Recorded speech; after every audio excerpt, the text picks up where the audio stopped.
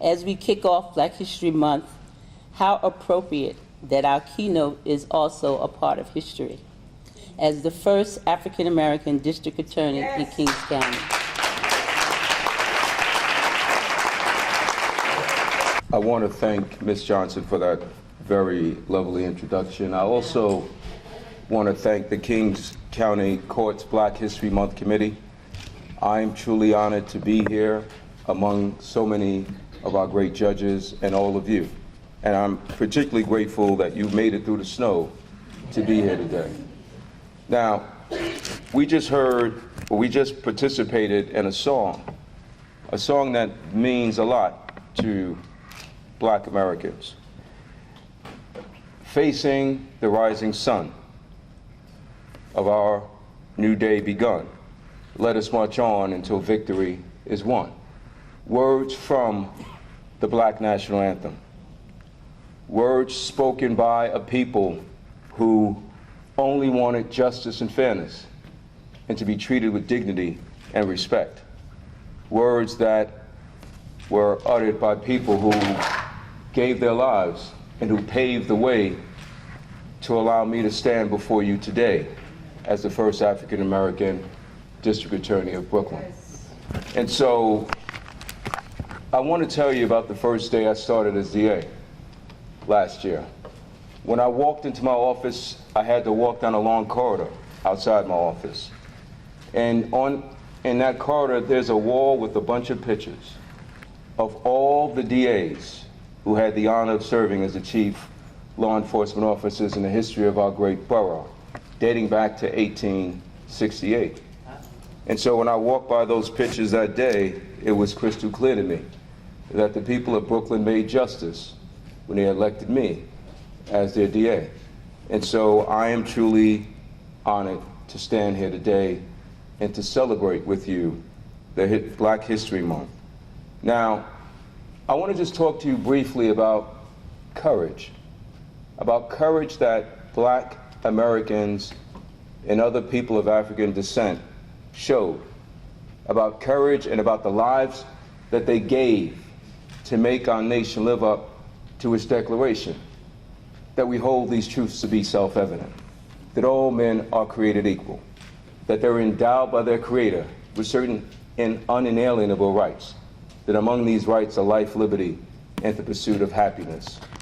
And we also, I want to talk to you about our obligation as members of the criminal justice system, our obligation to make the criminal justice system fairer and just towards all. Now, it was mentioned earlier that while we stand here today and celebrate Black History Month, that is very important. But it is also important to know that the history of Black Americans and people of African descent did not begin in slavery. That long before the slave traders came upon the shores of Africa, there were kingdoms. The people of West Africa had a rich and varied history and culture. So long before one slave trader stepped on the shores of Africa, there was the kingdom of Ghana. There was the kingdom of Mali. There was Timbuktu. There were the pyramids. Long before the Middle Passage, Africans were skilled in math and science and mathematics, that they made all types of objects out of gold, out of copper, that they traded and that they used in their countries. Now, somehow, that history has been forgotten in our schools. And so Black children grow up with the mistaken belief that their ancestors were only slaves. You see, they don't know about how their ancestors were kings and queens before they became slaves. And I think we have an obligation to teach them that. And if we are to acknowledge slavery, then we cannot ignore the courage of one of the greatest people to ever live in American history, and that is Harriet Tubman. Born in 1820 on the eastern shores of Maryland, Harriet Tubman endured beatings and great suffering. And at one point, she suffered a traumatic head injury when a slave owner threw a metal object at her head, which caused her to suffer headaches and seizures for the rest of her life. You see, Harriet Tubman escaped slavery and left her husband and family behind. But she did something that was courageous. Despite the fact that there was a bounty on her head, Harriet Tubman went back to the South 20 times to help free her family and other slaves and bring them to the North by using the Underground Railroad. Because of her boundless courage, Harriet Tubman never lost one fugitive. You see, she carried a revolver. She wasn't afraid to use it. And if you joined her, there was no turning back. And what she also did, she was not only courageous, she was a woman of great intellect. You see, when they passed the Fugitive Slave Law in 1850, which allowed slaves in the North who had escaped to be captured and brought back to slavery, Harriet Tubman changed the path of the Underground Railroad and led it up to Canada, where slavery was completely prohibited.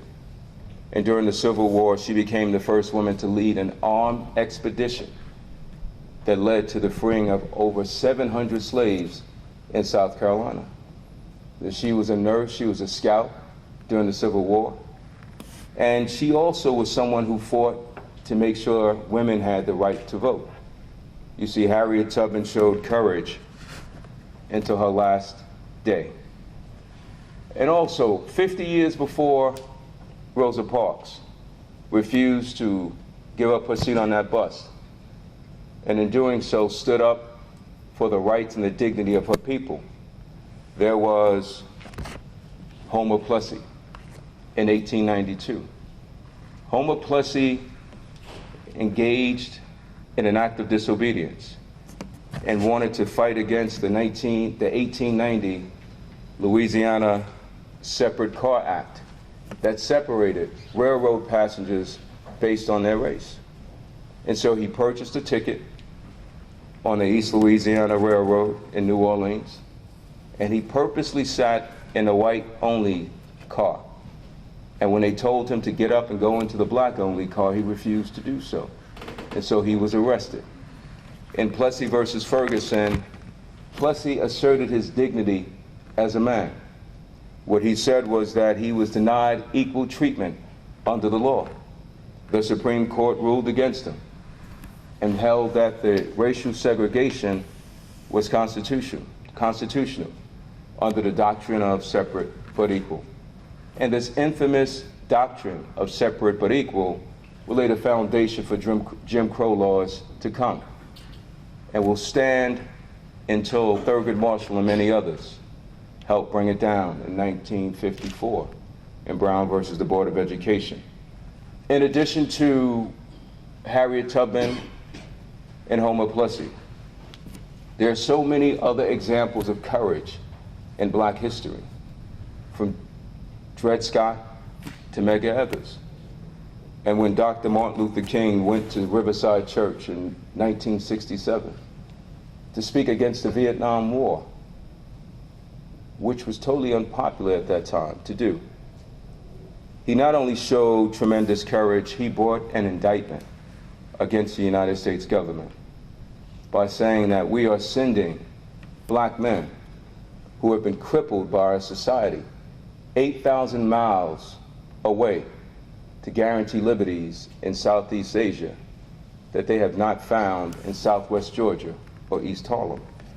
And so it is now left to all of us, Black or white, who work in the criminal justice system to honor the legacy of Black history, the rich legacy of Black history, the rich legacy of American history, to do all we can to make our criminal justice system fairer to all. Men have been wrongfully convicted right in our borough and have been sentenced to long prison terms for murders that they did not commit. That is not justice. And we must have the courage to correct miscarriages of justice that are staring us right in the face. And so it's a time that we address wrongful convictions, because they not only destroy the people who are wrongfully convicted, but they destroy their families as well. And they do great damage to the integrity of our criminal justice system. And if anyone has any doubt about the fact that folks are losing faith in our justice system, all you have to do is look around over the last couple of months, and you would have seen tens of thousands of people marching and protesting all over the country, from California to right here in Brooklyn, protesting the grand jury decisions in Ferguson and in Eric Gardner. And so if we don't safeguard our criminal justice system, then innocent people will continue to be wrongfully convicted right here in this courthouse. And if that happens, we all lose, because that means that the guilty will remain free to continue to terrorize our communities. So when I became DA last year, I inherited about 100 cases where men maintained that they were wrongfully convicted of murders here in Brooklyn.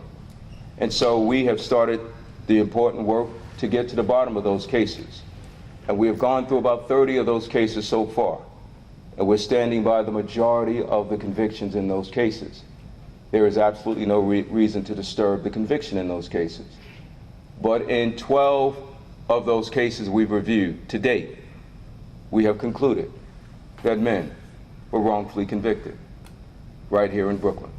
I just want to show you a board that I maintain in my office of the men that that I have moved in the interest of justice and whose convictions I've moved to vacate.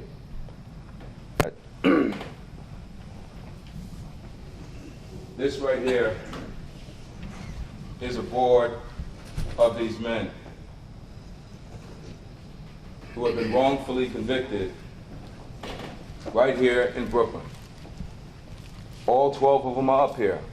Now, what's interesting is that I would love to tell you that all 12 men walked out of prison exonerated.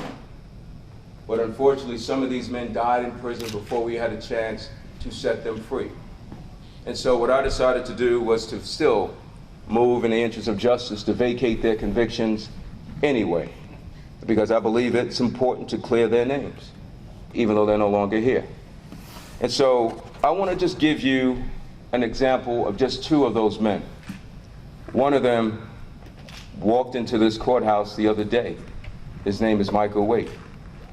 Michael Waite was born in Barbados, and he came to America because of the great promise of America.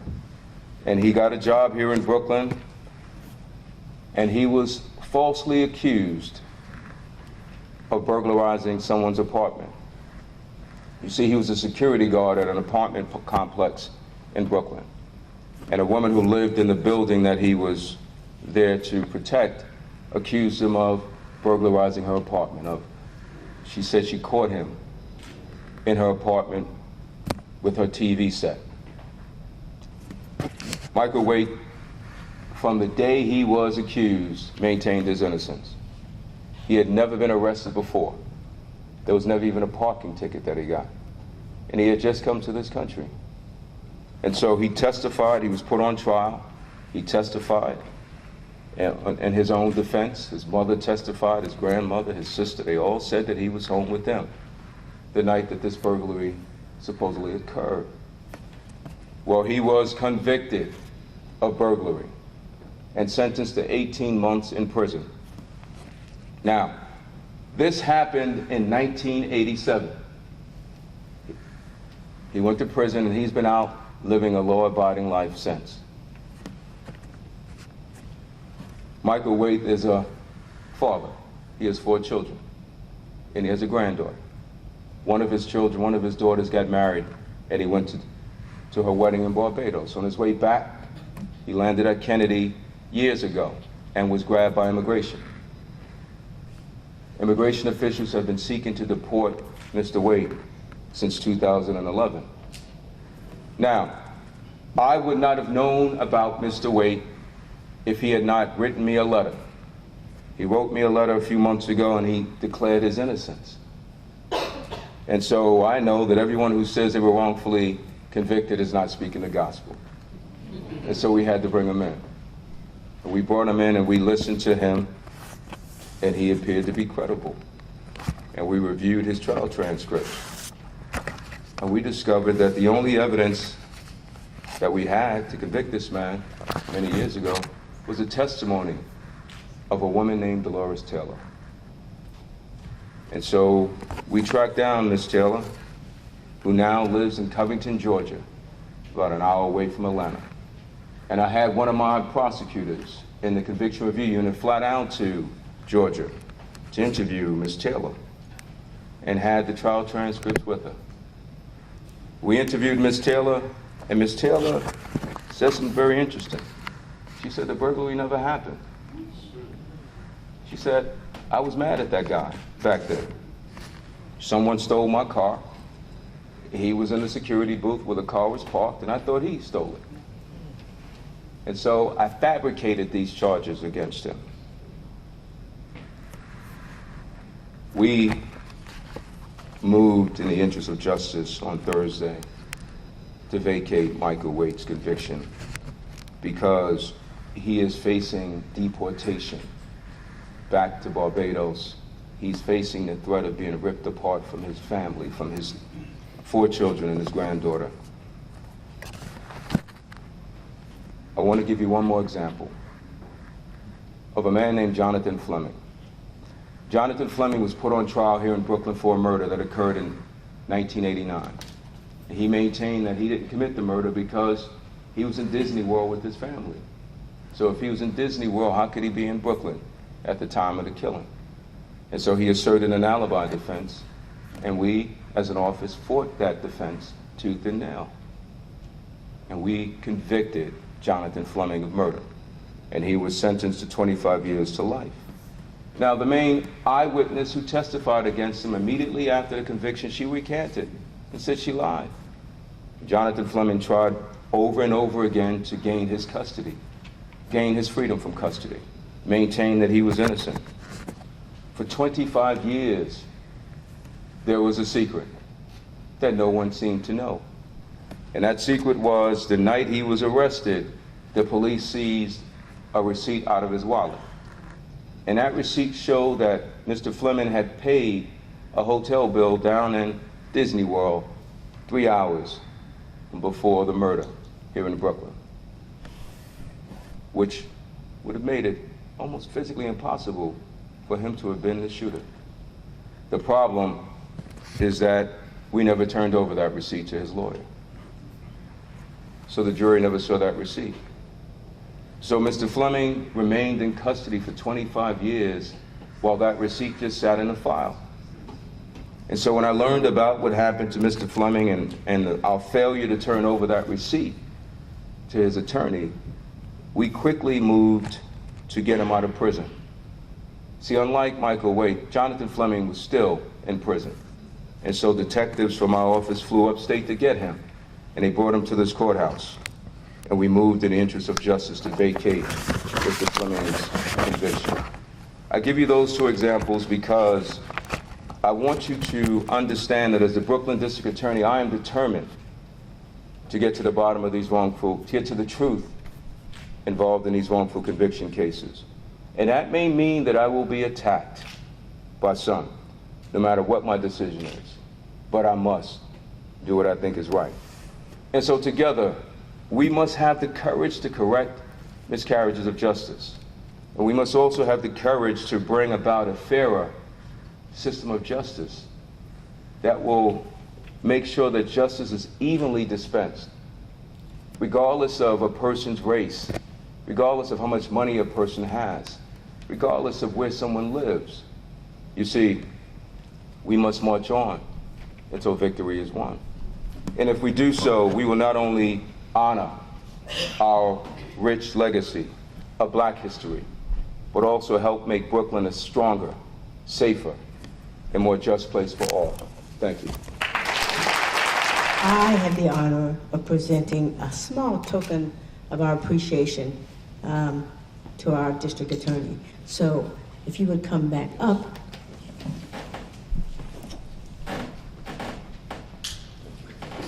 There are just a few words, but we hope they convey to you our sentiment. Distinguished Service Award. In recognition of your outstanding achievements, dedicated service, devotion, and commitment to justice and to the community. You know, it's signed the usual, us.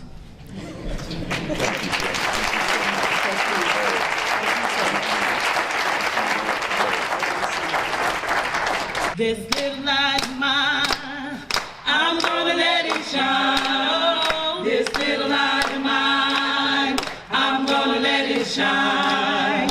This little light of mine, I'm gonna let it shine. Let it shine, let it shine, let it shine. Let it shine, let it shine, let it shine. Let it shine.